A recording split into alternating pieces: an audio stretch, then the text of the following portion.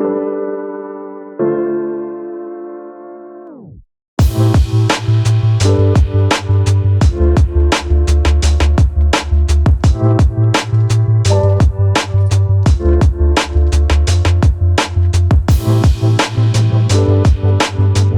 the Nikon Z F, I think, has finally entered its final form, its final phase, and it's honestly quite amazing. So Nikon recently released the Nikon firmware update for this guy, and it includes by far my favorite feature so far for this camera, which is film grain. For those who don't know, this camera basically is the symbol of a fusion of modern technology of mirrorless cameras with a retro design. So Nikon basically brought back the SLRs of the FM2 and put it into a mirrorless body.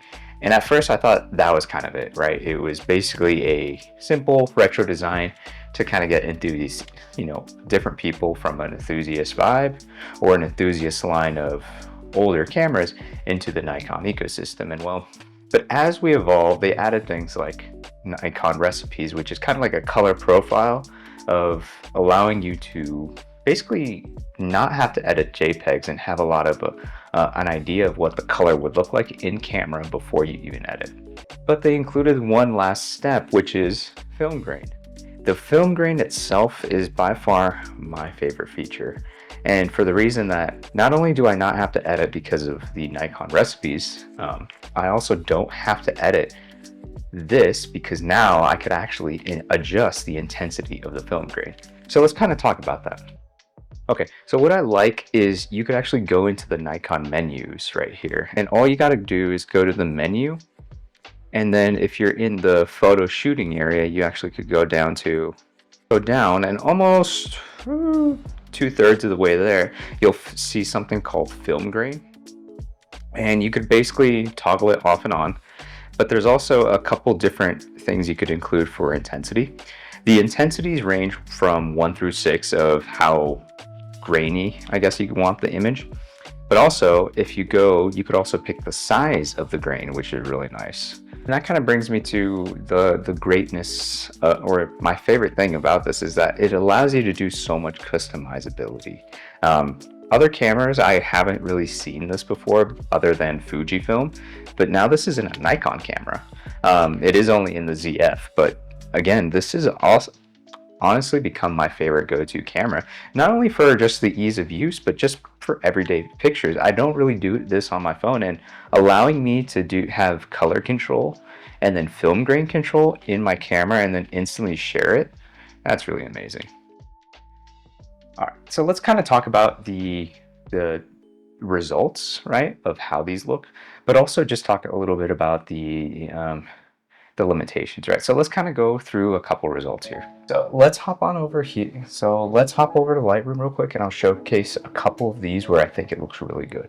All right, so let's start with this right here. So let's start over here. So out of camera, a lot of these look really good, right? So for example, this one right here, the skull, I mostly took advantage because it was there that I really wanted to showcase the lower light capabilities and kind of push this to the limit, right? So out of camera, I'll kind of showcase the ones that are for straight out of camera, and then which ones I edited, right? So here's one straight out of camera of just, one of the altar skulls here. And as you can see, if I zoom in a little bit, it's pretty noisy and grainy, mostly because I was shooting the low light, I was really pushing the ISO here. But if I go to the actual Nikon RAW file, as you can see, zoomed in just as well, there's no noise from the actual image itself, and barely any grain, right? So it looks really good in my opinion, very clean. But again, I'm pretty satisfied with this image right here, and I would say this is probably the one I would even post on social media, right? Let's showcase an example where it's not very good, right? So I have here a picture of an altar here, and as if we zoom in, it's very grainy and very noisy. I probably wouldn't use this. And as you can see, if you zoom into the faces, right, of the altar and everything, it looks like quite a bit of detail was lost. Mainly I was shooting between 1600 to, let's say, 3200 ISO on the camera. But if we go to the image over here, as you can see, a lot of the image is actually a lot sharper and a lot cleaner. But this is where I think if you get the ISO just right, for example, on camera, and the colors just right, just the way you like them, I think you can produce really good results. So here is one of the images with fairly high ISO. I think it was in the 1600 or so. And it was pretty high, but because I had a lot of light to work with, the image looks amazing on its own. Barely any editing needed whatsoever. I probably would just drop the shadows a little bit just to make it a little more darker and crunchier, but it looks really good. Even just for social media, I think this would have been really great. Now, if we get the actual edited file now, this is kind of more of the style I would go for, but because I was able to get a very simple example right here of how it would look like, I think it produced really good results.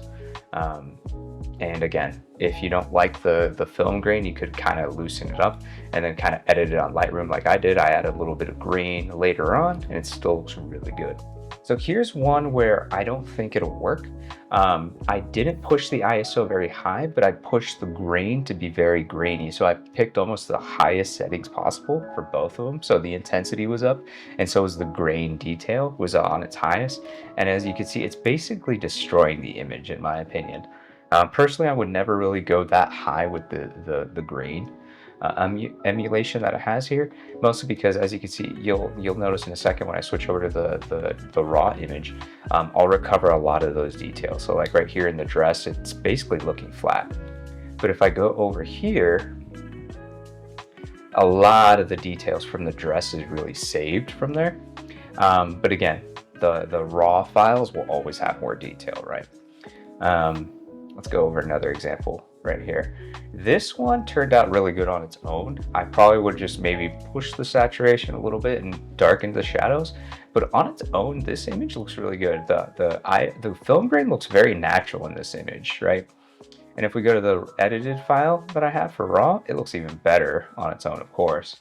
But I still would be pretty happy with here with this color.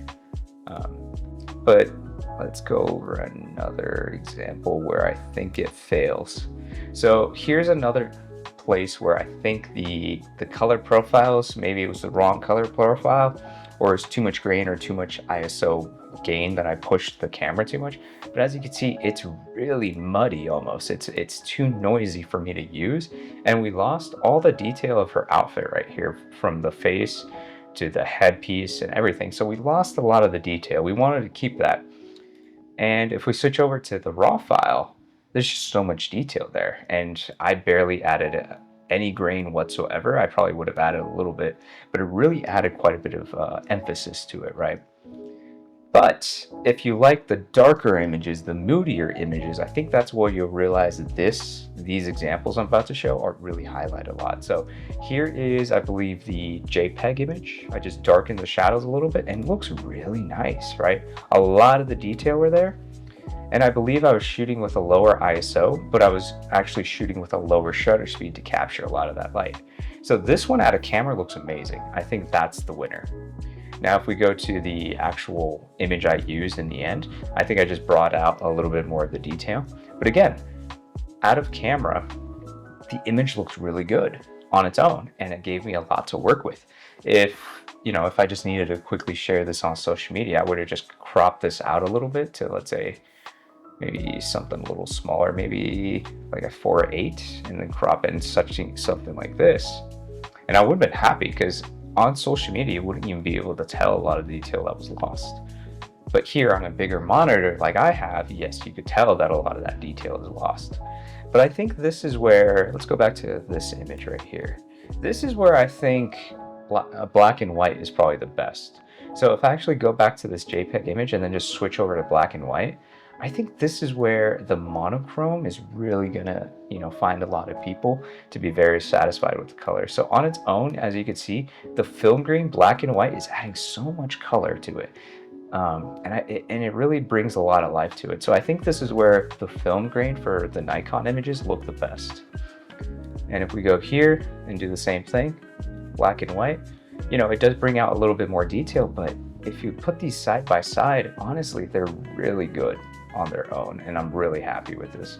I probably would edit this one a little bit better and probably not add as much grain, but again, I would probably pick the lower end of the sensitivity for the grain, and then I would also maybe bump up a little bit of the contrast when I am going to be sharing the images. But one of the things I would definitely say with the film grain, it gives you a lot of variety, and it gives you an idea of what the image is going to look like, basically like film did back in the day, right? For those who know, in this channel, my favorite film stock for black and white is Kodak Tricolor 400. It is by far my favorite. It's one of the film stocks I actually tried to replicate for the Nikon recipes. We'll talk about that. This is where most people will be satisfied with a lot of this work. Is black and white looks the best. High ISO and film grain kind of destroy each other quite a bit. You lower the film grain to the lower end of the settings, these images look really good. And if you find a really good Nikon recipe that you like, you'll probably not be editing as much, which I think is, for photographers, we don't like to edit. It's a huge lifesaver. Now that you saw a couple of these images that I was sharing here, I kind of want to talk about, I guess, the limitations of this, right? One of the things that I did show here was that as you go up in ISO, some of these, depending on how intense you apply the grain as well, then the images will look very noisy, very grainy. If that's the look you're going for, right, it looks really great on its own. But if it's not, you'll probably regret some of it. So I do advise to always do JPEG and RAW in case you don't necessarily want to apply just the JPEG alone and you can't edit too much and it's not quite the result you want. You could always do that. Best thing about film grain is this right here, is just being able to apply this little switch right here that Nikon has and go black and white mode, and then adjust the grainage that you want for your photo and be able to share it almost instantly from this camera to your phone and then share it on social media. I would say that is probably my favorite thing, is how quick I could take a photo, maybe fine tune it a little bit on my phone, and then just share it via social media. That is probably my favorite thing. I think this is definitely worth it. Everyone should, definitely, if you have a Nikon Z F, download the software. But I honestly think this camera is finally complete. And with this 40mm lens that they added to it with autofocus, grain simulation, it's the perfect setup, really. It's small, lightweight, and it applies all the color recipes that you want, that you fine tune, and it allows you to share it. Honestly, this camera it's amazing. Anyone that is looking to get into photos and wants a solid little camera for under $2,000, this is the camera for you. So if you really enjoyed this video, like and subscribe. And other than that, yeah, look out. I think in the next video or so, I'm going to be talking about my newest little camera here, the Nikon ZR. I have some thoughts, but I really appreciate that. And if you want more behind the scenes, follow me on Instagram. I usually post there pretty often. And until then, see you later. Thanks.